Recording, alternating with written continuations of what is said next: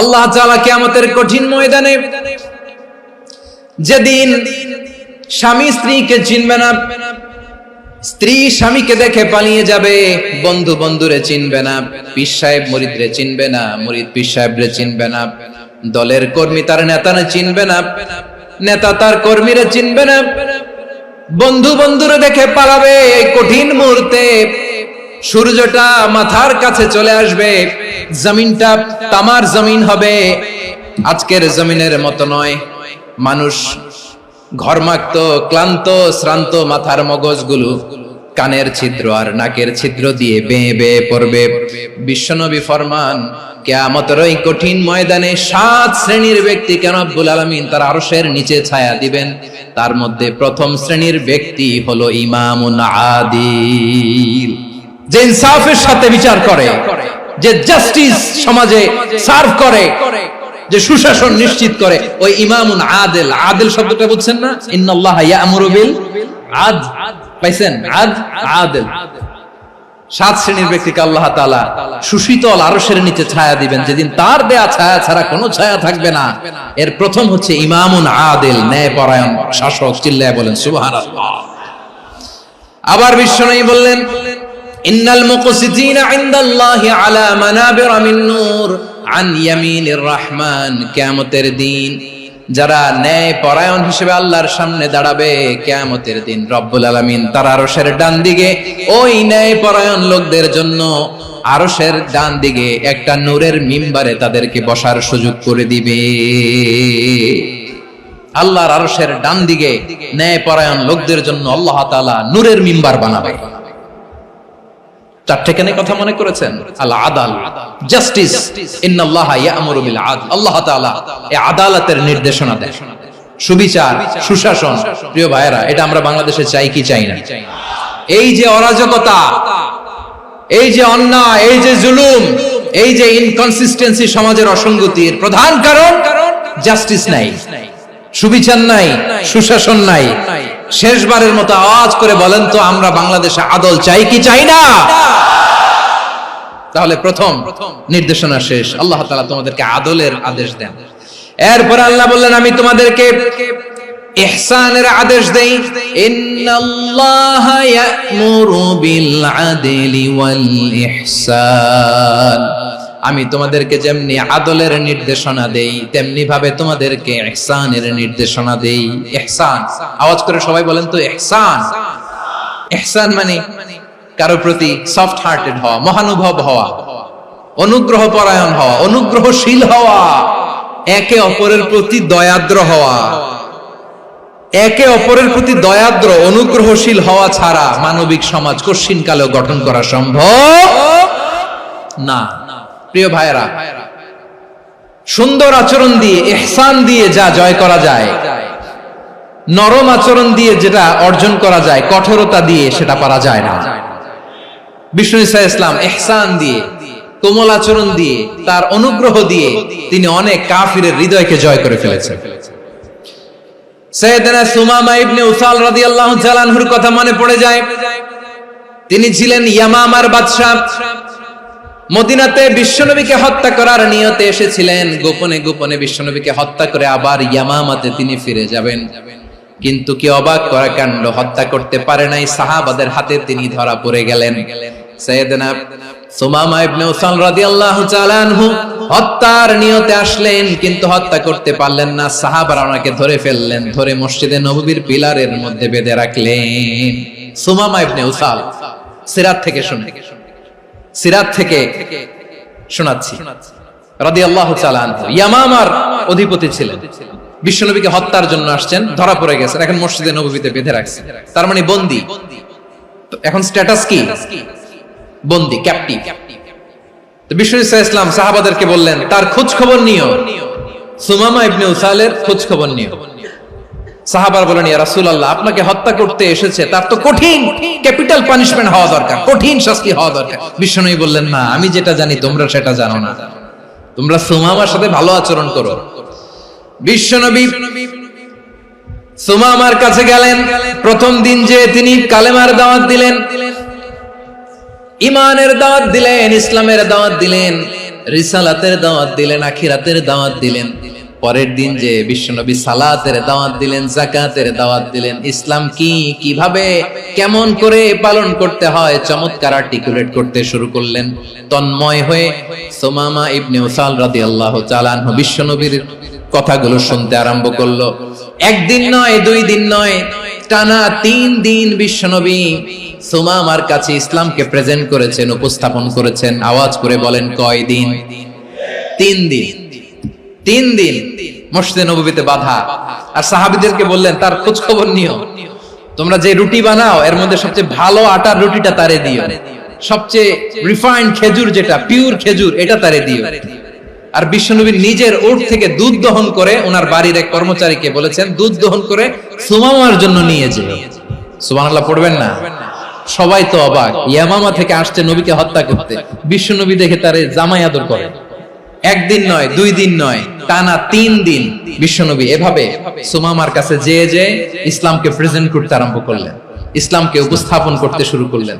আর তাকে চমৎকার এন্টারটেইনমেন্ট, আপ্যায়ন দিতে আরম্ভ করলেন। টানা 3 দিন যখন ইসলামের দ্য বিউটিজ অফ ইসলাম, ইসলামের সুমহান বাণী, সৌন্দর্য তার কাছে উপস্থাপন শেষ, তাকে আপ্যায়ন শেষ, বিশ্বনবী বললেন সাহাবাদেরকে, যাও এবার সুমামার হাতের পায়ের রশি দুটো খুলে দাও। সাহাবারা তর্ক জুড়ে দিলেন, লা ইয়া রাসূলুল্লাহ, এমনটা করবেন না তো, ভয়ঙ্কর ভয়ঙ্কর খুনি, কি জানি কি হয়ে যায়। বিশ্বনবী বললেন, না, তার হাতে পায়ের রশিগুলো খুলে দাও। সাহাবারা বিশ্বনবীর কথা মতো তার হাতে পায়ের রশিগুলো খুলে দিল। সুমামা মুহূর্তের মধ্যে মসজিদে নববী থেকে বের হয়, ইয়ামামায় ফিরে না যে মসজিদে নববীর পাশে একটা খেজুর বাগান ছিল, সেখানে চলে গেলেন। সেখানে একটা ছোট্ট কুয়া ছিল, কুয়ার পানি দিয়ে তিনি গোসল করলেন। সুবহানাল্লাহ পড়েন। কুয়ার পানি দিয়ে গোসল করে মসজিদে নববীর সামনে এসে বিশ্বনবী এবং সাহাবাদের সামনে দাঁড়িয়ে সাব্বাবা উঁচু করে বললেন, আশহাদু আল্লা ইলাহা ইল্লাল্লাহ ওয়া আশহাদু আন্না মুহাম্মাদান আবদুহু ওয়া রাসূলুহু। আমি সাক্ষ্য দিচ্ছি আল্লাহ ছাড়া কোনো ইলাহ নাই, আর মুহাম্মদ আল্লাহ তাআলার প্রেরিত বান্দা এবং রাসূল। প্রিয় ভাইরা, ইহসান দিয়ে যা জয় করা যায়, কঠোরতা দিয়ে সেটা কঠিনকালেও জয় করা যায় না। আওয়াজ করে বলেন, ঠিক কি না? এবার সুমামা দাঁড়িয়ে বলে, ওগো নবী, আমি তো কালিমা পড়ে মুসলমান হয়ে গেলাম, এবার শোনেন, এই মুহূর্তের আগে আপনার চেহারার চাইতে নিকৃষ্ট কোনো চেহারা আমার কাছে ছিল না, কিন্তু শাহাদা পাঠ করার পরে আপনার চেহারার চাইতে উত্তম শ্রেষ্ঠ কোনো চেহারা আমার কাছে আর নাই। ও নবী, আজকের দিনের আগে ইসলাম ধর্মের চেয়ে নিকৃষ্ট অপছন্দনীয় কোনো ধর্ম আমার কাছে ছিল না, কিন্তু এই মুহূর্ত থেকে ইসলামের চেয়ে সেরা, শ্রেষ্ঠ, পছন্দনীয় কোনো ধর্ম আমার কাছে নাই। নবী গো, আজকের দিনের আগে মদিনার চাইতে অপছন্দনীয়, নিকৃষ্ট কোনো শহর আমার কাছে ছিল না, কিন্তু এই মুহূর্তের পর থেকে মদিনার চাইতে কোনো শ্রেষ্ঠ শহর আমার জানা নাই। সে ছিল গমের বড় ডিলার, গম বেচতো। কি বেচতো? তার গম কিনে মক্কার লোকেরা রুটি খাইতো। সে ঘোষণা দিল, আজকে থেকে মক্কাবাসীদের জন্য সব গম আমি হারাম করে দিলাম, মক্কাবাসী এখন না খেয়ে মরে। সুবহানাল্লাহ পড়বেন না?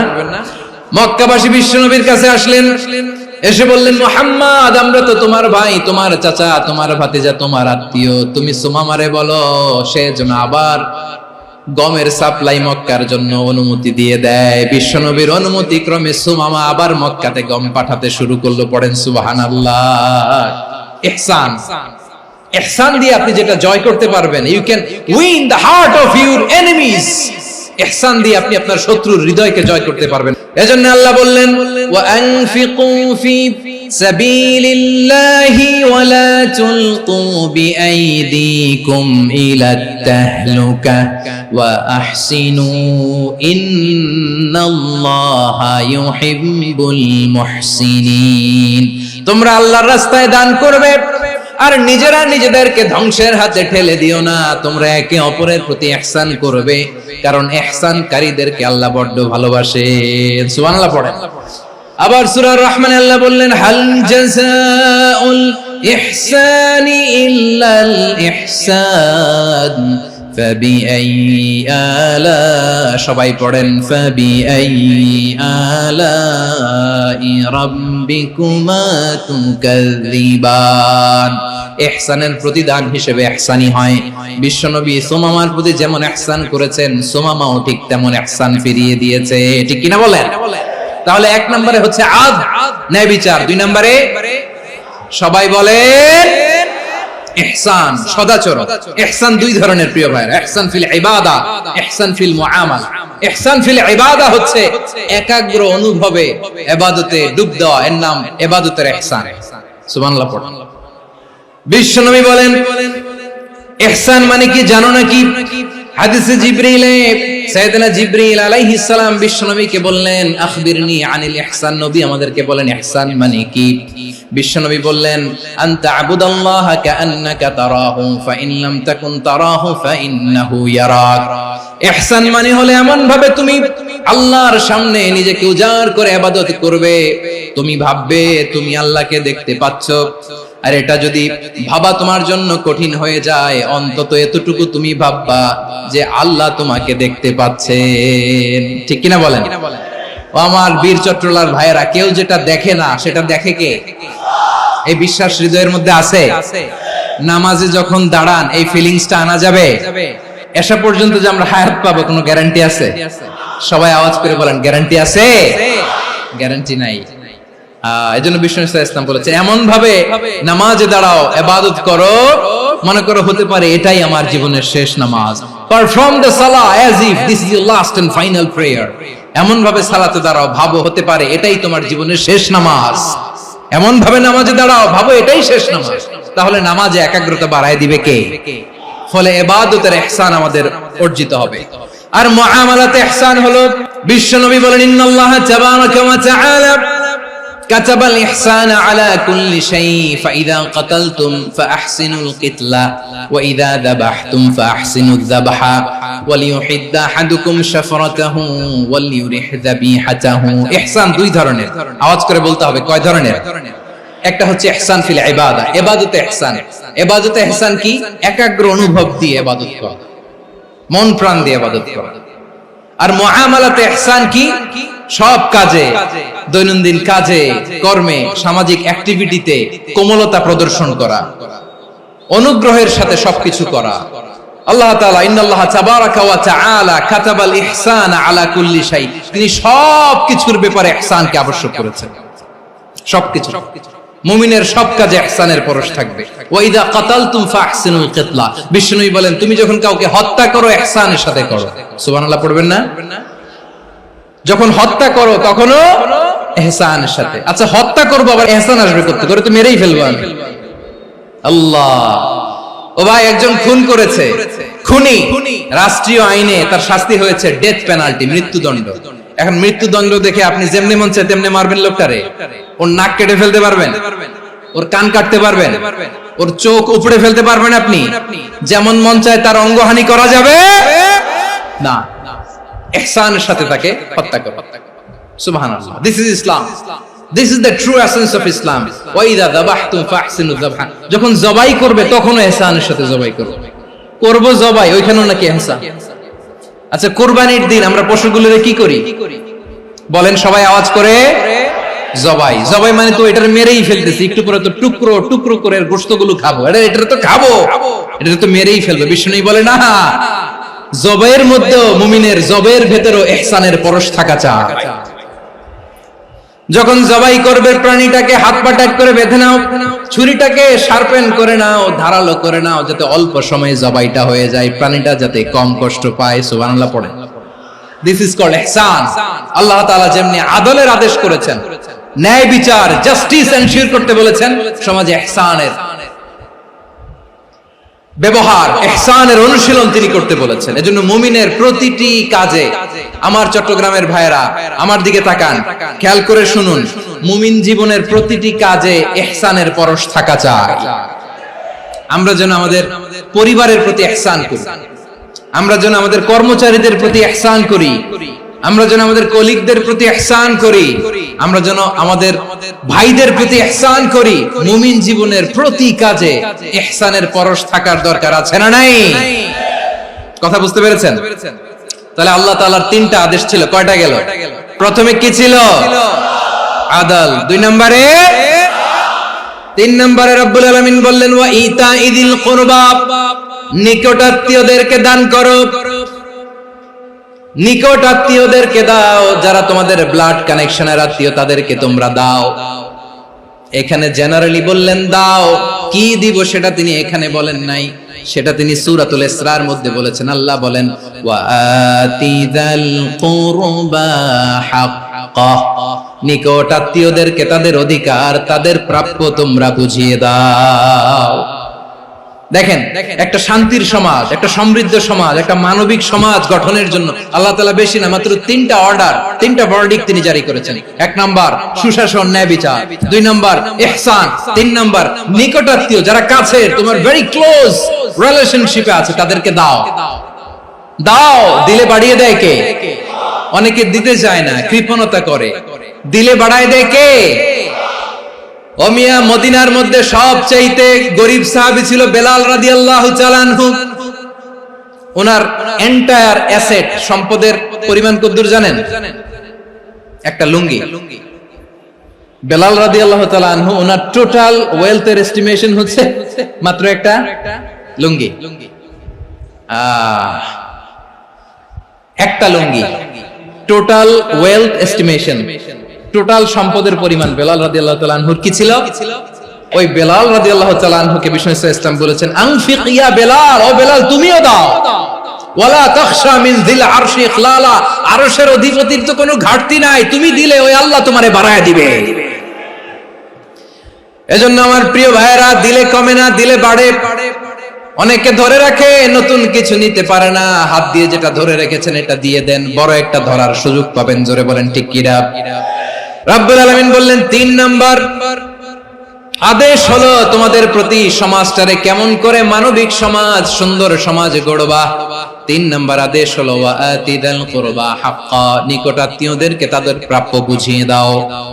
এই নিকটাত্মীয়দেরকে তাদের অধিকার বুঝিয়ে দেওয়া, প্রাপ্য বুঝিয়ে দেওয়াতে আমাদের গাফলতি আছে না নাই? অনেকে দেখবেন অনেক আল্লাহওয়ালা, তাহাজ্জুদ গুজার, সেজদা দিতে দিতে কপালে কালো দাগ ফেলে দিছে, সে তার বোনের হকটা আদায় করে নাই, আছে না নাই?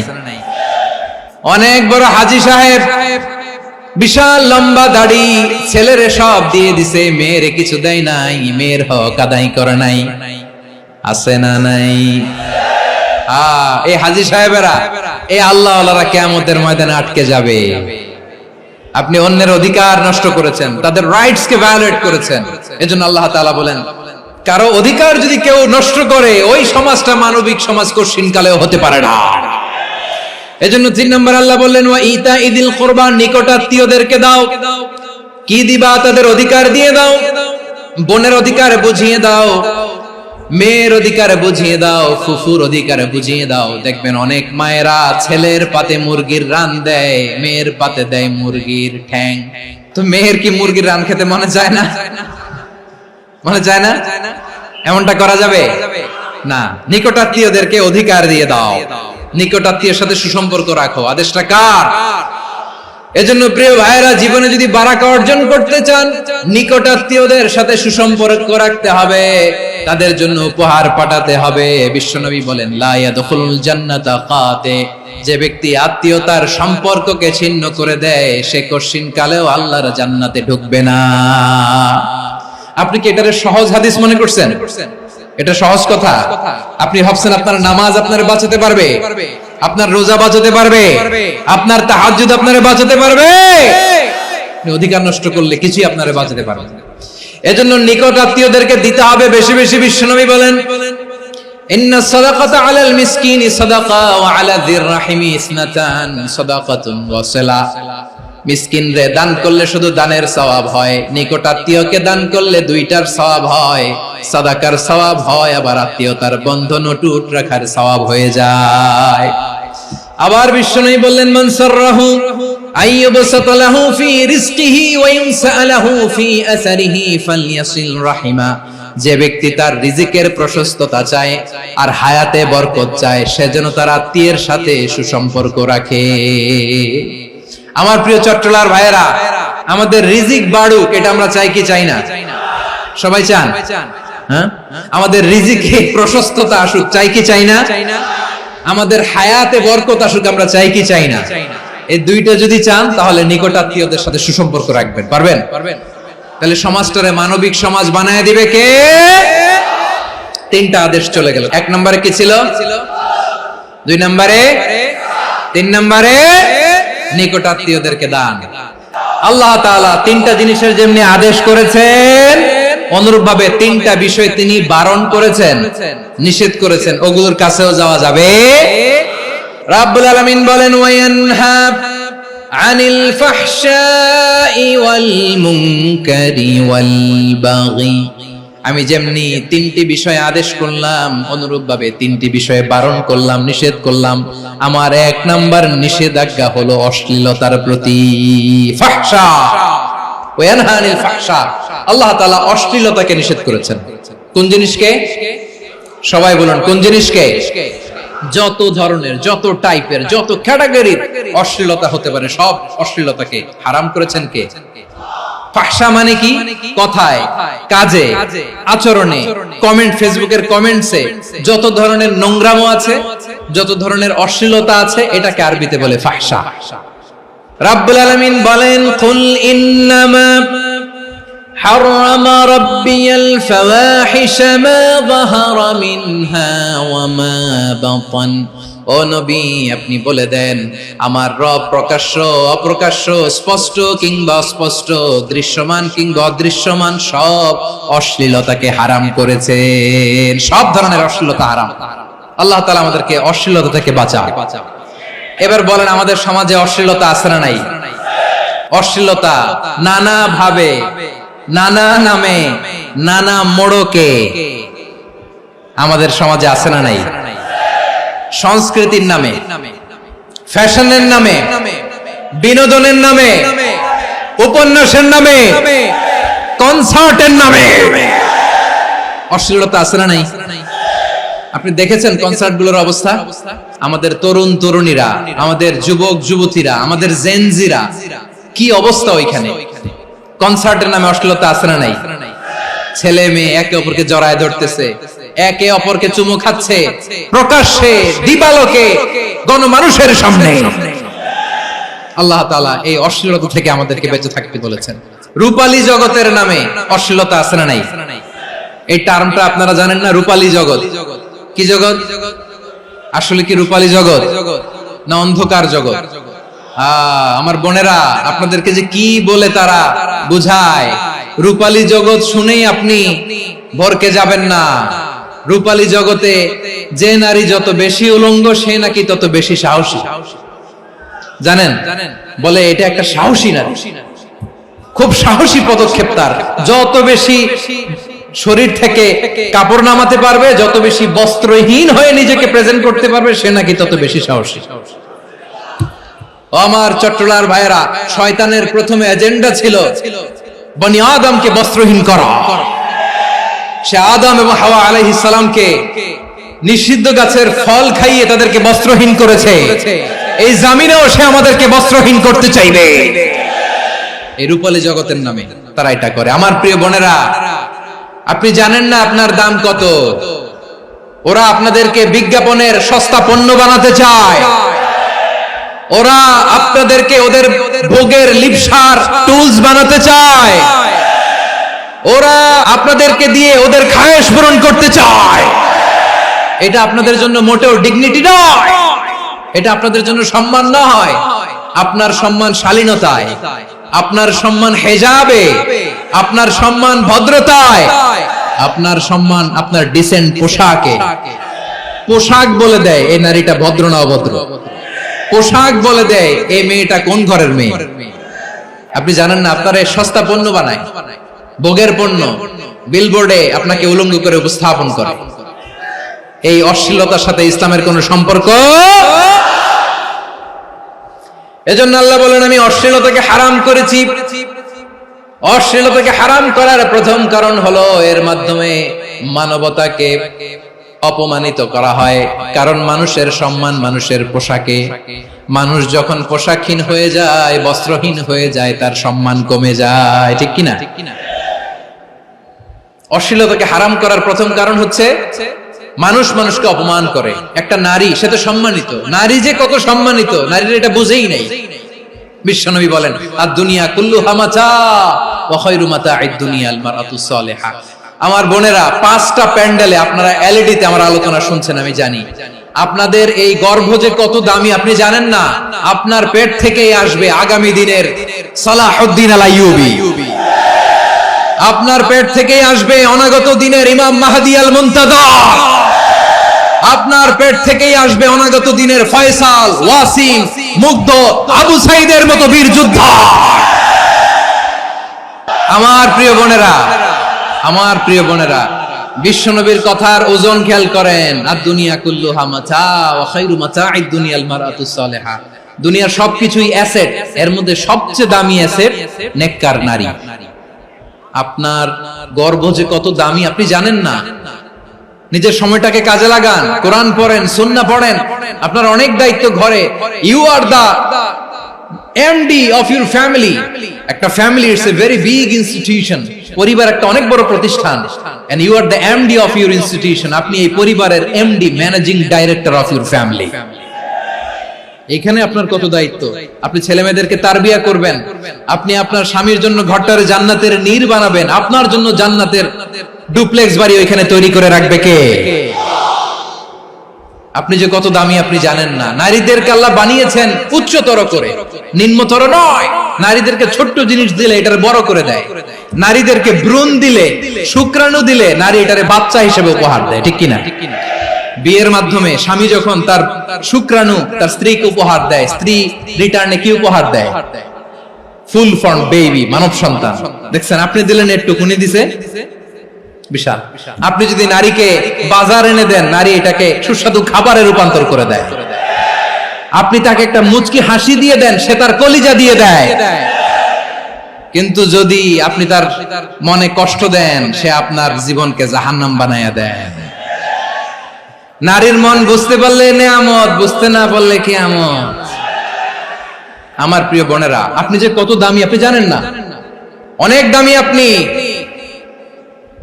আপনাদেরকে যেন ভোগের সস্তা পণ্য বানাতে না পারে, আপনাদেরকে সচেতন থাকতে হবে। তাহলে কেন আল্লাহ তাআলা এই ফাহশা অশ্লীলতাকে হারাম করলেন? 1 নাম্বার, এতে হিউম্যান ডিগনিটি কমে। 2 নাম্বার, এতে মানুষের অধিকার নষ্ট হয়। আপনি বিয়ে করেছেন, এরে পরকিয়া করেন, ওর সাথে এরকম আছে না নাই? স্ত্রীর অধিকার নষ্ট করেছেন। আপনি বিবাহ সম্পর্কে আবদ্ধ হয়েছেন তার সাথে, আপনি পরকিয়া করেন ওই ছেলের সাথে, আপনি আপনার হাজবেন্ডের সাথে বিট্রে করেছেন। এজন্য আল্লাহ অশ্লীলতাকে হারাম করেছেন। অশ্লীলতাকে হারাম করার আরেকটা কারণ হচ্ছে আল্লাহ তাআলা এই হিউম্যান জেনারেশনকে এটাকে প্রিজার্ভ করতে চায়। হিফজুন নাসল, এটা মাকাসিদুশ শরিয়ার অনেক গুরুত্বপূর্ণ একটা মাকাসিদ, অনেক গুরুত্বপূর্ণ। আপনার নাসল, আপনার জেনারেশনকে সংরক্ষণ করা। এই যে আসতেছে ফেব্রুয়ারি, কত ফেব্রুয়ারি জানো? এটা কি বিশ্ব ভালোবাসা দিবস? হ্যাঁ, কি দিবস? এই বিশ্ব ভালোবাসা দিবসের সাথে মুসলমানদের কোনো সম্পর্ক নাই। আমার প্রিয় ভাইরা, এই যে আপনি অবৈধ সম্পর্কে জড়ালেন, কেন আল্লাহ অশ্লীলতাকে হারাম করেছে দেখেন। বলতেছিলাম যে এটা আপনার নাসল, আপনার জেনারেশন, আপনার লিনিয়েজ, আপনার বংশকে প্রিজার্ভ করা। কে কার বাবা, কে কার মা, বাবা মা জানা, প্রজন্মকে প্রিজার্ভ করা, এটা ইসলাম ওয়াজিব করে দিয়েছে। এই যে অবৈধ সম্পর্কের কারণে, বিশ্ব বেহায়া দিবসের কারণে, এগুলোর আউটকাম, আউটপুট হিসেবে মাঝে মাঝে ঢাকা মেডিকেলের ডাস্টবিনে নবজাতকের বাচ্চার কান্নার আওয়াজ শুনতে পাওয়া যায়। চট্টগ্রাম মেডিকেলের ডাস্টবিনে নবজাতকের কান্না শুনতে পাওয়া যায়। বীর চট্টলার মুসলমানেরা বুঝতে পারলে আওয়াজ করে বলেন, এই যে চট্টগ্রাম মেডিকেলে যে নবজাতকটা পাওয়া গেল, ওর বাবাকে আমাকে বলেন, ওর মাকে, ও কোন ফ্যামিলির সন্তান কেউ জানে? আপনি হিউম্যান ডিগনিটিকে অপমান করেছেন না? আপনি তার ভবিষ্যৎকে অন্ধকার করেছেন না? আপনি তার লিনিয়েজকে প্রশ্নবিদ্ধ করে দিয়েছেন না?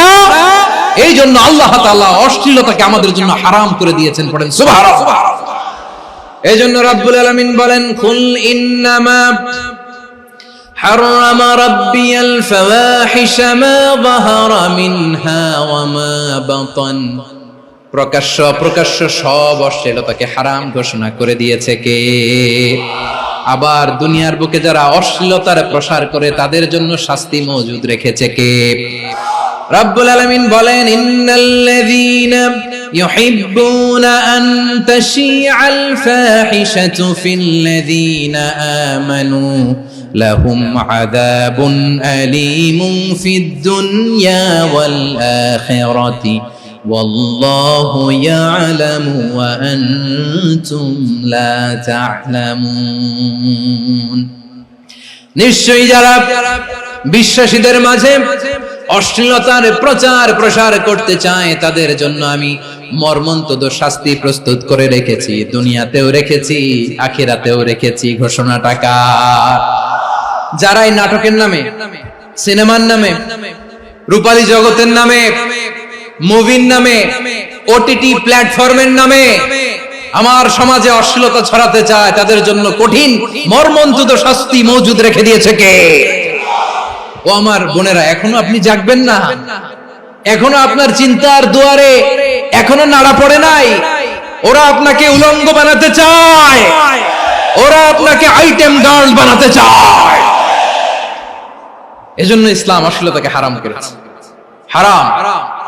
ইসলাম বলেছে যোজন যোজন দূরে থাকো, ওরা বলে না কাছে আসো, কাছে আসার গল্প, ক্লোজ আপ ওয়ান, কাছে আসার গল্প আছে না নাই? তাহলে অশ্লীলতার সাথে আমাদের কোনো সম্পর্ক? সবাই বলতে পারেননি, আওয়াজ করে বলুন, অশ্লীলতার সাথে আমাদের কোনো সম্পর্ক? আমরা এই সমস্ত ক্লোজ আপ ওয়ান, কাছে আসার গল্পের প্রোগ্রামে যাব? আমরা কোন ধরনের অশ্লীল কন্টেন্ট সোশ্যাল মিডিয়ায়, টিভিতে দেখব? কি যুগ যে আমরা কাটাচ্ছি আপনি কল্পনা করতে পারবেন না। পর্ন ইন্ডাস্ট্রি, নারী পুরুষের বস্ত্রহীন যুগল দৃশ্য, এটাকে দিয়ে ওরা কোটি ডলারের ইন্ডাস্ট্রি বানিয়েছে। পুরো মানব ইতিহাসে এরকম জঘন্য সময় মানব ইতিহাস পার করে না। পর্ন এটা ইন্ডাস্ট্রি হয়ে গেছে। আমাদের এই যুবকগুলো, জেনজি গুলো, ওদের চরিত্র বাঁচাবে কি করে? কেমন করে হেফাজত করবে ওদের এই মূল্যবান চরিত্র? আমার প্রিয় ভাইরা, এই অশ্লীলতার দ্য লেটেস্ট ভার্সন হচ্ছে LGBTQ, শরীফ থেকে শরীফা। শুনছেন আপনারা? দেখতে পুরুষ, আসলেই পুরুষ, সুস্থ একজন পুরুষ, 4 সন্তানের বাবা, বলে আমি মনে মনে নারী। দেখতে নারী, সুস্থ নারী, আসলেই সে দিব্যি একজন নারী, বলে আমি মনে মনে পুরুষ। সবচেয়ে ভয়ঙ্কর অশ্লীলতার সবচাইতে লেটেস্ট ভার্সন হচ্ছে এই ট্রান্সজেন্ডারিজম। সুস্থ পুরুষ তার বায়োলজিক্যাল গ্রোথকে হরমোন দিয়ে স্টপ করে দিয়ে সে সার্জারি করে নারী হতে চায়, সুস্থ নারী পুরুষ হতে চায়। পুরুষ পুরুষের প্রতি সেক্সুয়ালি আকর্ষণ বোধ করে, এটা লূত আলাইহিস সালামের কওমের মধ্যে ছিল। এটাকে আল্লাহ কোরআনে ফাহিশা বলেছেন। ওয়ালুতান ইয قال لقومه أتأتون الفاحشة ما سبقكم بها من أحد من العالمين। লূত আলাইহিস সালাম বললেন, তোমরা কি এমন এক অশ্লীল কার্যক্রমে ডুব দিলে নাকি যেটা গোটা বিশ্বের কেউ কখনো করে নাই, তোমরাই প্রথম করেছো? পড়েন না আউযুবিল্লাহ। এই পশ্চিমের এই রোগ আমার দেশে যেন আসতে না পারে, আমাদের সজাগ থাকতে হবে। প্রিয় ভাইরা, চিল্লায় বলেন ঠিক কি না? পশ্চিমের অবস্থা ভয়ঙ্কর। পাশ্চাত্যে, আমি যুক্তরাষ্ট্রে ছিলাম অনেকদিন, কয়েক মাস, বিভিন্ন স্টেটে ঘুরেছি। গার্ডিয়ানরা উদ্বিগ্ন, ছেলে মেয়েদেরকে, ছোট্ট ছেলে মেয়ে, ওদেরকে জিজ্ঞেস করে, তুমি how do you feel right now inside yourself? তুমি ভিতরে ভিতরে কেমন ফিল করো? তোমার কি ছেলে ছেলে লাগে না মেয়ে মেয়ে লাগে? আচ্ছা বলেন, এই ছোট্ট বাচ্চাটাও কি এগুলো জেন্ডার অ্যাসাইনমেন্ট বলতে এগুলো কিছু বুঝে? এইভাবে মিসগাইড করা হচ্ছে। কৌতূহল বশত ছোট্ট ছেলে যদি বলে আমার তো মেয়ে মেয়ে লাগে, তখন বলে যে না তুমি মেয়ে, ছেলে না।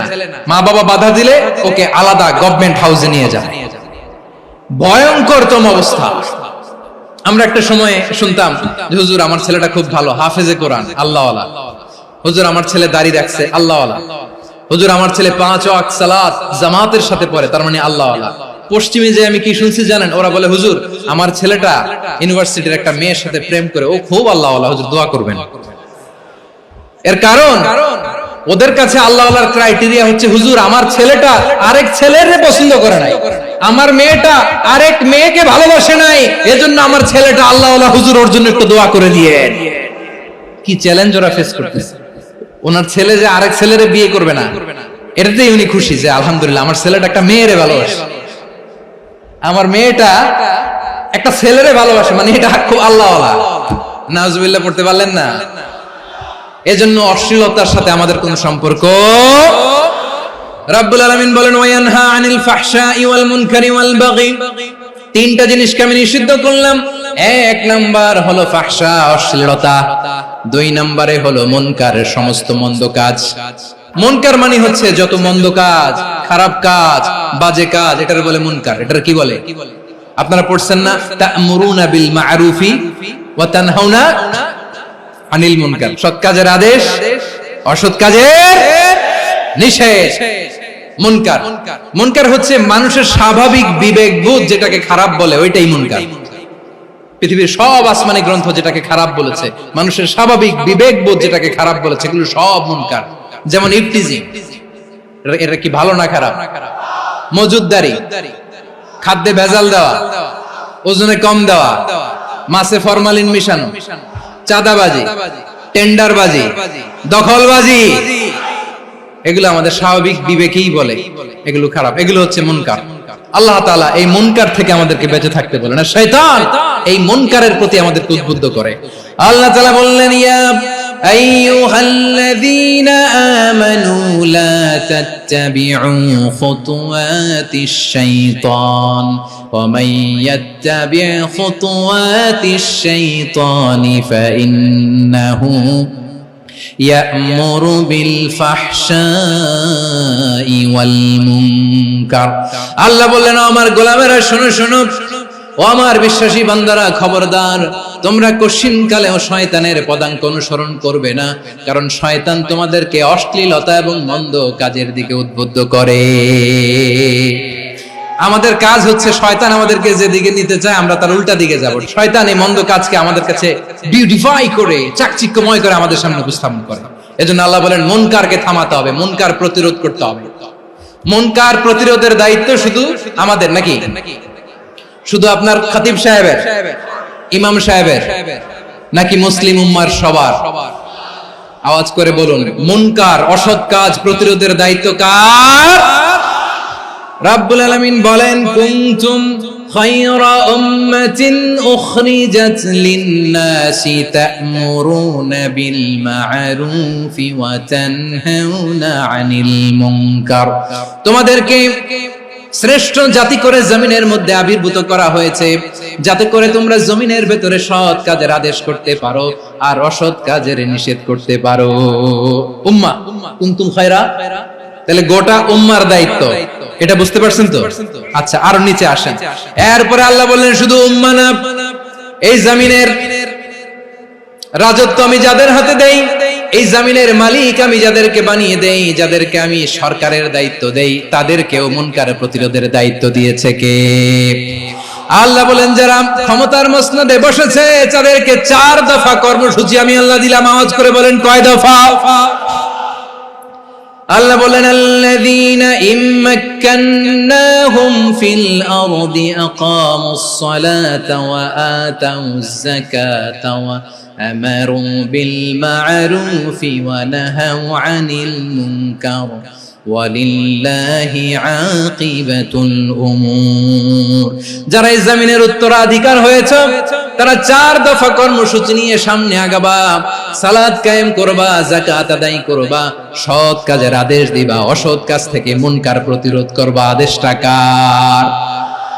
আমার প্রিয় চট্টলার ভাইরা, পুরো উম্মার দায়িত্ব মুনকার প্রতিরোধ করা, সরকার প্রধানের দায়িত্ব মুনকার প্রতিরোধ করা। এরপর আল্লাহ বলেন, প্রতিটা ফ্যামিলির যিনি প্রধান, সিইও, বাবা, প্রত্যেক বাবারও দায়িত্ব এই মুনকার প্রতিরোধ করা। আওয়াজ করে বলেন ঠিক কি না? যেমনটি সাইয়েদনা লুকমান আলাইহিস সালাম ওনার কলিজার টুকরা সন্তানকে আদেশ করেছেন, ইয়া বুনাইয়া আকিমিস সালাতা ওয়া'মুর বিল মা'রুফি ওয়ানহা আনিল মুনকার। পড়েন সুবহানাল্লাহ। বাবা ছেলেকে সবক দিচ্ছে, লোকমান আলাইহিস সালাম ছেলেকে বলতেছে, ওরে আমার কলিজার টুকরা সন্তান, ওরে আমার বাছা, নামাজ কায়েম করবা, সৎ কাজের আদেশ দিবা, আর মুনকার প্রতিরোধ করবা, অসৎ কাজ, সমাজ থেকে খারাপ কাজকে ঝেঁটে বিদায় করে দিবা। তাহলে দেখেন আমি স্টেপ বাই স্টেপ নামলাম। পুরা উম্মার দায়িত্ব, জমিনের উত্তরাধিকারী আল্লাহ যাদেরকে বানিয়েছেন সরকার, তাদের দায়িত্ব, প্রতিটি ফ্যামিলির প্রধানের দায়িত্ব, এরপরে বিশ্বনবী বলেন সচেতন প্রতিটি মুসলিমের দায়িত্ব সমাজ থেকে মুনকারকে উৎখাত করা। বিশ্বনবী বলেছেন, মান রাআ মিনকুম মুনকারান ফালিয়ুগাইয়িরহু বিয়াদিহি ফাইন লাম ইয়াসতাতি ফাবিলিসানিহি ওয়া ইন লাম ইয়াসতাতি ফাবিকলবিহি ওয়া যালিকা আযআফুল ঈমান। সমাজে যে মুনকার দেখবে, খারাপ কাজ দেখবে, সে যেন হাত দিয়ে সেটাকে থামায়। আমার প্রিয় ভাইরা, না থামালে আমরাই ডুববো শেষমেশ। আমাদের বাঁচার জন্য হলেও থামাইতে হবে। রব্বুল আলামিন বলেন, ওয়াত্তাকু ফিতনাতাল লা তুসিবান্নাল্লাযীনা যালামু মিনকুম খাসসা। ও আমার গোলামেরা, ওই আযাবকে ভয় করো যে আযাব যখন আমি জমিনের বুকে পাঠাই, শুধু জালেমদেরকেই মারি না, আলেমদেরকেও মারি। আযাব যখন আসে তখন শুধু জালিমই মরে না, আলেমও মরে। জানেন, মুসা আলাইহিস সালামের পায়ে একবার লাল পিঁপড়া, তো উনি রেগে মেগে পাশি দেখে লাল পিঁপড়ার বাসা, পা দিয়ে ডলে মুছে সবগুলো পিঁপড়া মেরে ফেলছে। এই ঘটনাটা আল্লাহ ঘটিয়েছেন। এজন্য মুসা আলাইহিস সালাম ছিলেন কালিমুল্লাহ, সরাসরি আল্লাহর সাথে কথা বলতেন। তিনি আল্লাহকে জিজ্ঞেস করেছিলেন, আল্লাহ তুমি যখন কোন জনপদে আযাব পাঠাও, শাস্তি দাও, ওখানকার শুধু জালেমরাই তো মরে না, ভালো মানুষগুলোও মরে, তো আযাব দিবা মুশরিকদের উপর দিবা, অবাধ্যদের উপর দিবা, ভালো মানুষগুলোরে মারো কেন? আল্লাহ বললেন, মুসা তোমার যে কামড় দিছিল পায়ের মধ্যে পিঁপড়া, কয়টা পিঁপড়া? একটা পিঁপড়া, তো সবগুলারে মারলা কেন? রেগে মেগে পুরো পিঁপড়ার বাসা ভেঙে মেসাকার করলা কেন? আমি যখন অ্যাকশনে যাই, আমি যখন শাস্তি দেই, তখন এত বাস বিচার করা হয় না, বাস বিচার করা যায় না। যখন অ্যাকশনে যাওয়া হয়, ওইটা ডাইরেক্ট অ্যাকশন হয়ে যায়। চিল্লায় বলো ঠিক কি না? এজন্য আমাদের বাঁচার জন্য হলেও এই পাপ থামাতে হবে, এই শয়তানের অট্টহাসি থামাতে হবে, অন্যায় অপরাধ সমাজ থেকে আমাদের থামাতে হবে। কারণ আযাব আসলে ওরাও মরবে, আমরাও মরব। একটা জাহাজ 2 তলা, আপনি আছেন 2য় তলায়, নিচের তলার কিছু লোক জাহাজের তলা ছিদ্র করতে আরম্ভ করছে। কি ছিদ্র করতেছে? আচ্ছা, জাহাজের তলা ছিদ্র করলে তলা দিয়ে কি ঢুকে? এখন আপনি যদি বলেন আমার কি, আমি তো 2 তলায়, আমি তো ভালো আছি, ওরা ছিদ্র করে ওরা মরবে। আসলে কি শুধু ওরা মরবে? তলা দিয়ে যখন পানি ঢুকবে, জাহাজ ঢুকলে আপনিও মরবেন। এজন্য নিজে মরার আগে ওই পাগলগুলোর নিচতলায় যে থামাতে হবে। চিল্লায় বলেন ঠিক কি না? এজন্য আল্লাহ বললেন, মুনকার প্রতিরোধের দায়িত্ব সমাজের টপ টু বটম সবার। এজন্য মুনকার প্রতিরোধ করার দরকার আছে না নাই? সমাজে এই যে ইফটিজিং হয়, আপনার বোনের বয়সী একটা মেয়েকে কিছু বকাটে টিটকারি করে, এই বলে সেই বলে, নোংরা কথা বলে, রাস্তায় দেখেও আপনি পাশ দিয়ে না দেখার মতো চলে যান কেন? আপনি দাঁড়ান না কেন? আপনি দাঁড়ালেই তো থেমে যাবে, কারণ সত্যের যে শক্তি, তার সামনে মিথ্যা মুখ থুবড়ে পড়ে। আপনার সামনে ও কিছুই না, নাথিং। আপনি দাঁড়ান, ওকে প্রশ্ন করেন যে আমার বোনকে তুমি ডিস্টার্ব করো কেন? আপনাকে দেখে আরো 5 জন দাঁড়াবে, 5 জনকে দেখে আরো 10 জন দাঁড়াবে। আমাদের নীরবতা আর আমাদের নিশ্চুপ থাকাই জালিমদেরকে আরো শক্তিশালী জালিম বানিয়েছে। এজন্য মুনকার প্রতিরোধের দায়িত্ব আমাদের সবার। টেন্ডারবাজি, চাঁদাবাজি, দুর্নীতি, অপরাধ, দখলদারিত্ব, মজুদদারি, এগুলো সবকিছু একসাথে প্রতিরোধ করতে হবে। ঠিক কিনা বলেন? একটা মানবিক সমাজ যদি চাই, প্রতিরোধ করতে হবে। প্রিয় ভাইয়েরা, আল্লাহর শপথ নিয়ে বলি, এই নাসিহাত গুলো সবার জন্য, সব দলের জন্য, সব মতের মানুষের জন্য। আমরা কোন দলের প্রতি মানুষকে ডাকি না, আমরা ডাকি ইসলামের দিকে। সব দলের, সব মতের, সব মানুষদেরকে আমরা আহ্বান জানাই, আসুন আমরা একটা সুন্দর সমাজ বিনির্মাণ করি। এই যে নতুন বাংলাদেশের এক সুযোগ এসেছে, আর জীবনে হয়তো আসবে না, সামনের 100 বছর এই সময় আসবে না।